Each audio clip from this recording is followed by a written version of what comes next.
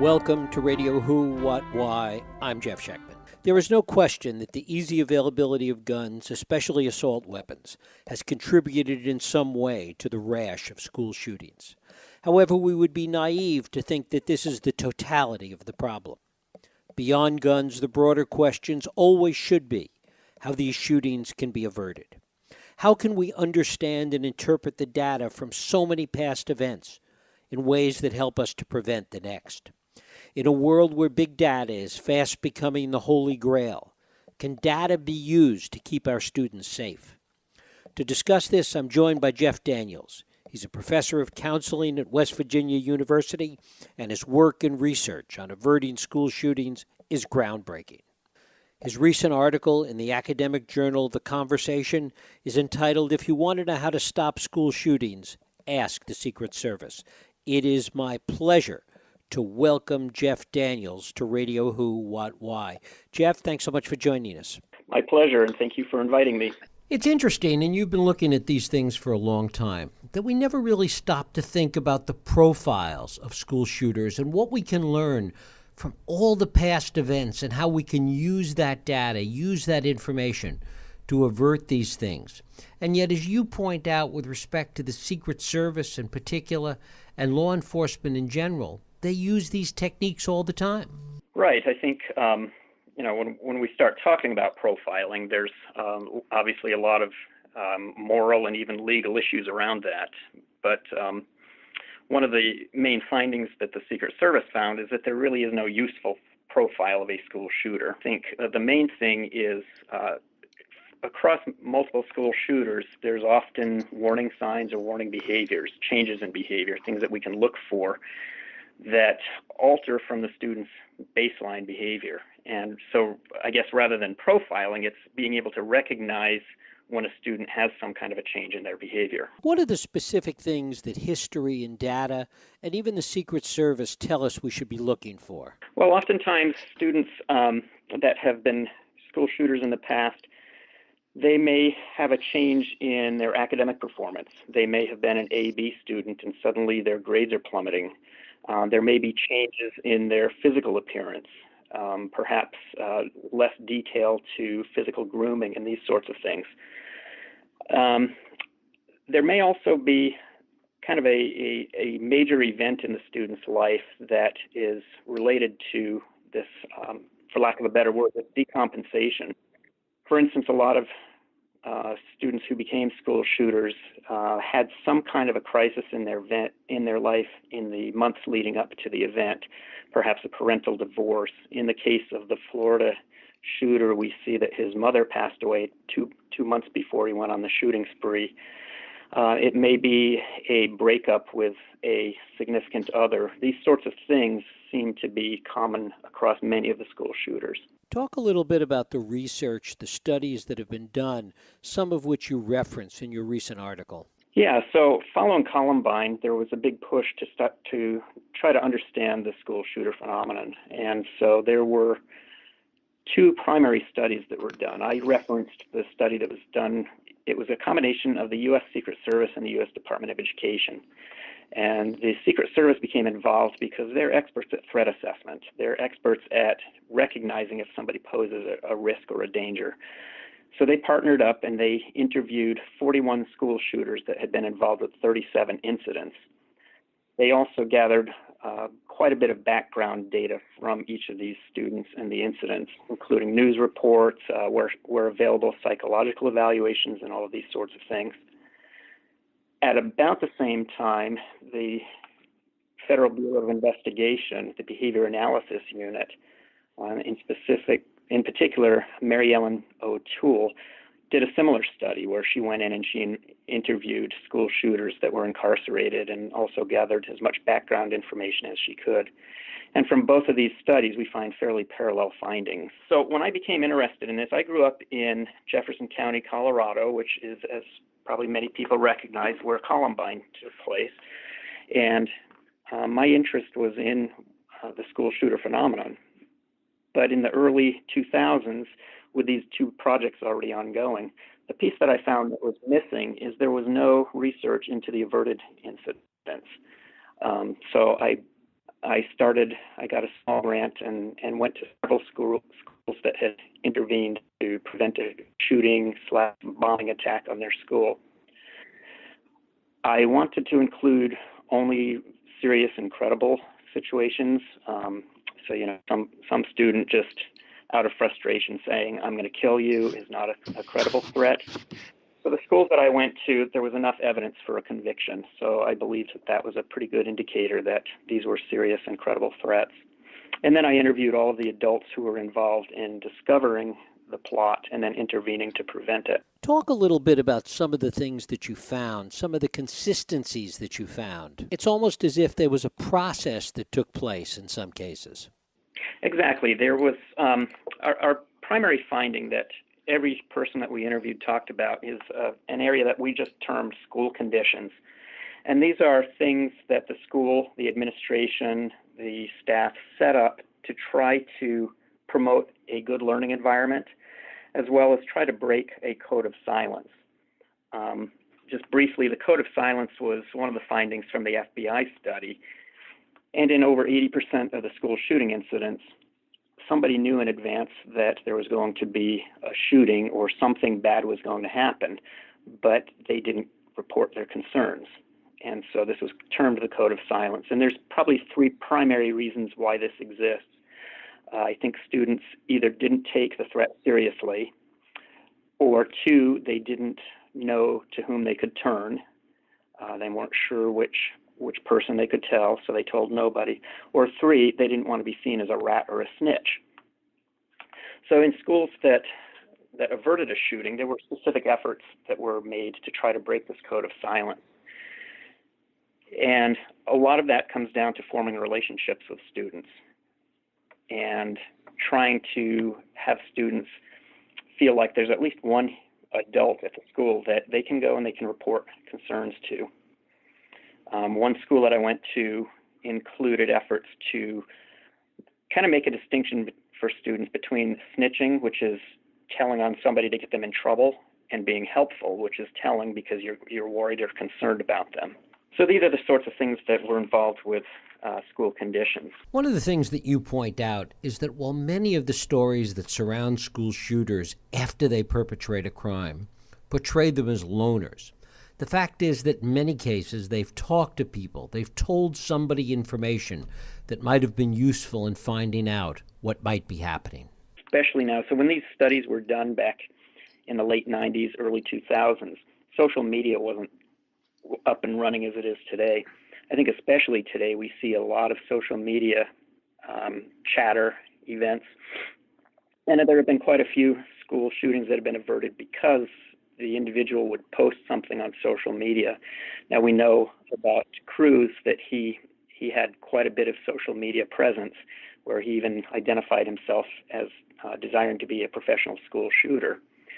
So there are these blatant communications that often go out before an event happens. And then there's also some subtle communications that go out that the FBI study referred to as leakage. And in leakage, this is where the individual communicates intent indirectly. So, for instance, Sung-Hee Cho from Virginia Tech, his English professor turned him in because she was growing concerned about increasingly violent writings that he was doing for class projects. According to a book written by Cullen on Columbine, Eric Harris and Dylan Klebold the year before had done a school project where they created a video of them going on a shooting spree in their school. And this was for a class assignment. So these sorts of things that are referred to as leakage tend to come out as well. Talk a little bit about the planning that goes into some of these shootings and also the information that leaks out from those planning efforts in many cases. Yeah, in many situations, this was a common finding across the Secret Service study, was that kind of their conclusion was that these students don't just snap. This is the end result of a long process of planning. And so there's kind of a three-phase process. It goes from having a grievance of some sort and starting to fantasize about doing something about it. At some point, that then moves into the planning phase, and this is where the student may begin acquiring weapons. It may be trying to recruit somebody to help them in this process. And this is a good place for intervention because many of the schools that have averted a shooting, it's been during this phase that somebody would come forward and say, this person's trying to recruit me to help in a school shooting, and then they're able to investigate and intervene before it happens. Then the third phase is obviously the action phase. At some point, that plan comes to fruition if it hasn't been averted until then, and it's the actual implementation of that long line of thinking and planning. What has to change in the culture of schools to make this information more readily available? What are the schools that have had success with this and the ones that have been really active in trying to cause this information to come to the surface more quickly and more publicly? What have they done? Well, I think one of the things that we found in our research was the importance of having interpersonal relationships with students. One principal in a very large suburban high school, I'll paraphrase him, but he told me that it's inexcusable that any student in my school isn't known by us.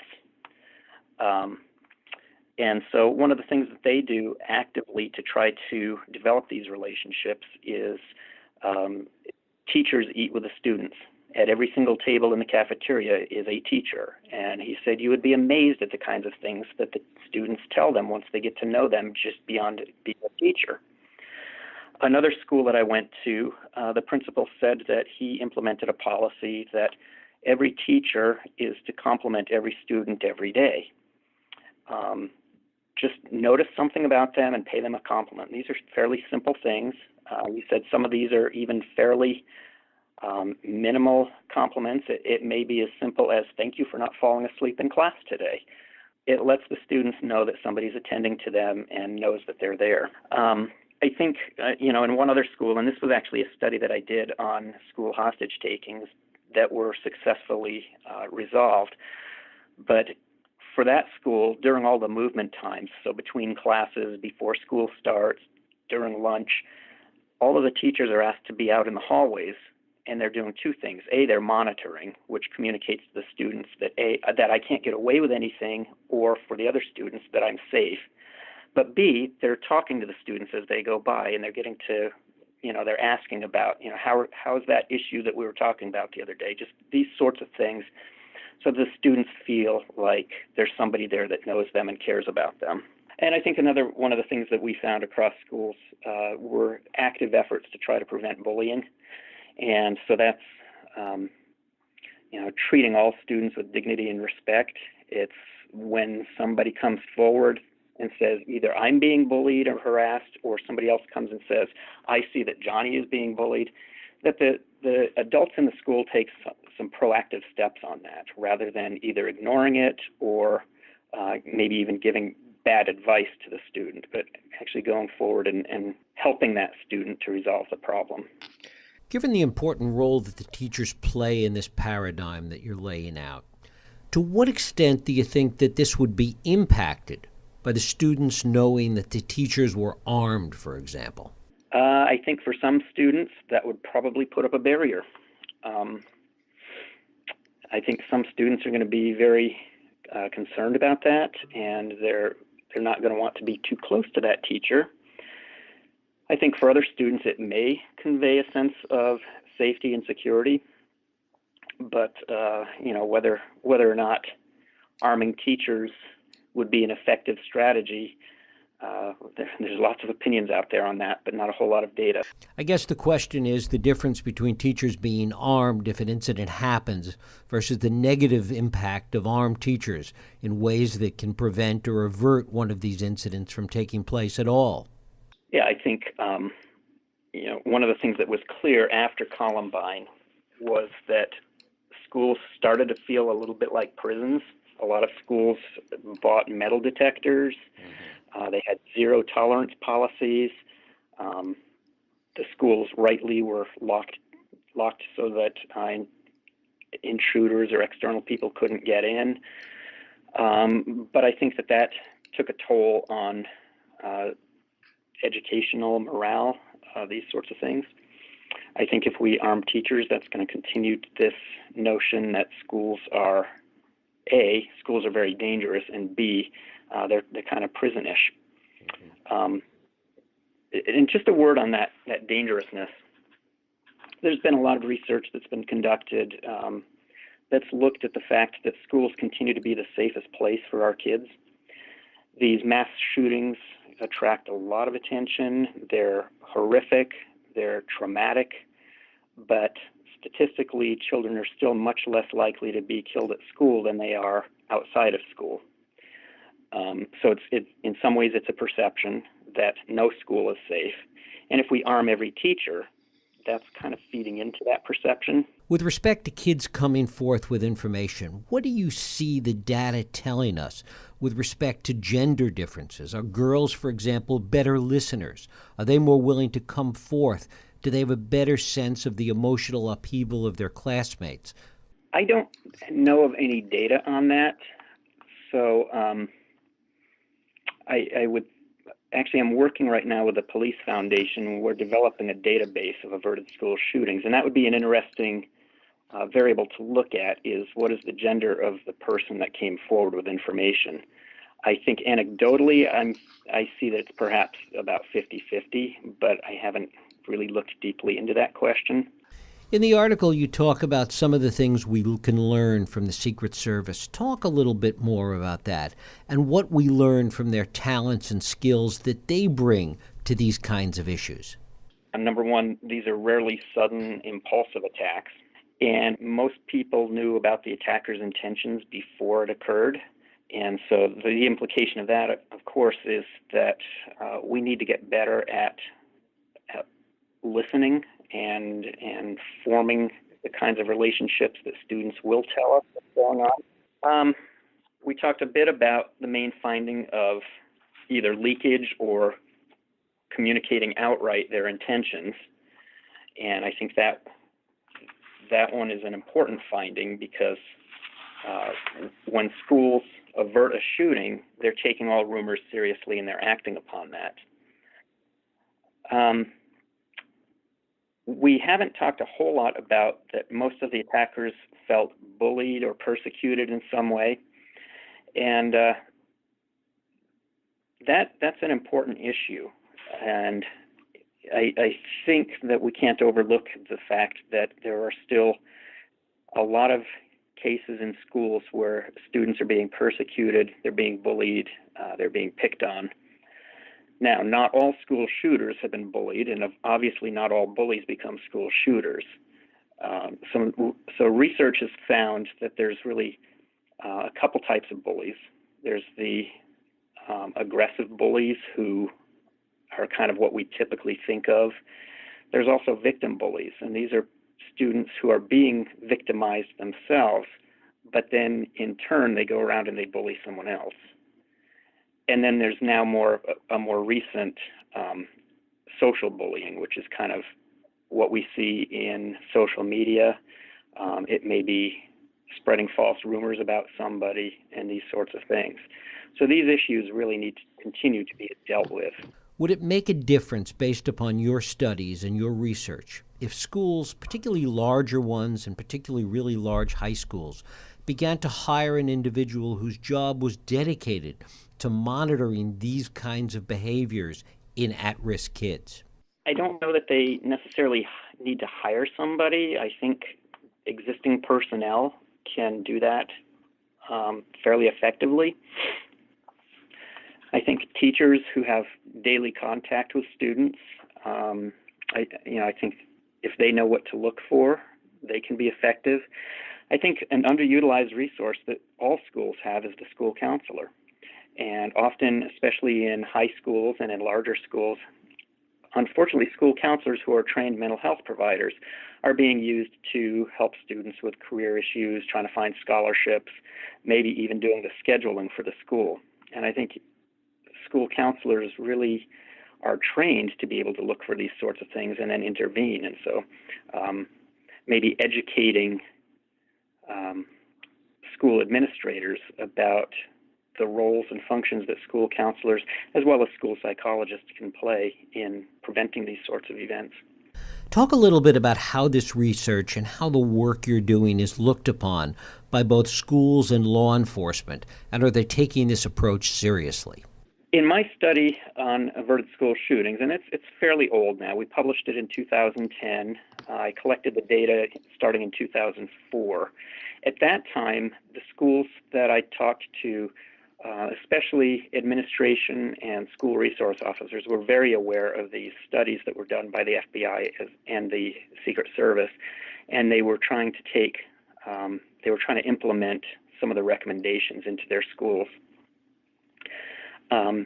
Right now, I don't know the extent to which these are being implemented in schools, and so I'm actually in the process of trying to put together a new study where we would go in and we would interview the kids who had plotted a school shooting, that it was averted, and we would try to learn from their perspective on what happened and how did they get to that point. So that's to say that I'm not sure the extent to which all schools are following these recommendations now. I do know that schools do have crisis plans, emergency response plans. They practice active shooter drills as well as fire drills and things like that. And so I think a lot of that has come from this foundational research. Do we know how many school shootings are averted? I mean, we certainly know the ones that happen, but the ones that are averted, do we have any encouraging data with respect to that? Yeah, it's a little difficult to gather that data. I did a study back, we published it in 2007, where we looked at news reports of averted school shootings. And at that time, we were finding comparable numbers reported of averted incidents as there were shootings. But I know that after a big event like Parkland, Florida, there's news reports almost on a daily basis of another incident that's been averted.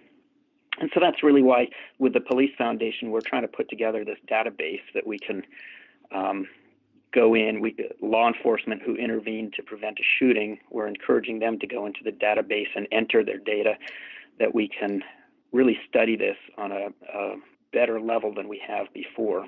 What is your sense of how receptive local law enforcement, particularly in small communities, has been to really looking at this information and paying close attention to what the research tells us? It probably varies by location. I know there are certain law enforcement agencies that look very closely at this. I've been invited to present to law enforcement in Oregon, which, Oregon has had several high-profile school shootings, and they're looking very closely at this kind of research. I've done presentations in the Chicago area as in terms of school safety, and they have specific officers that are dedicated specifically for school safety there. I get emails fairly regularly from either law enforcement, or I just got one this morning from somebody on a school board wanting to know what they can do. So I think people are recognizing that there is information out there, and they're reaching out to try to get some answers. Jeff Daniels, he's a professor at West Virginia University. Jeff, I thank you so much for spending time with us here on Radio Who, What, Why. I really appreciate it. My pleasure. I appreciate your visiting with me on this. Thank you. And thank you for listening and for joining us here on Radio Who, What, Why. I hope you join us next week for another Radio Who, What, Why podcast. I'm Jeff Schechtman. If you like this podcast, please feel free to share and help others find it by rating and reviewing it on iTunes. You can also support this podcast and all the work we do by going to whowhatwhy.org/donate.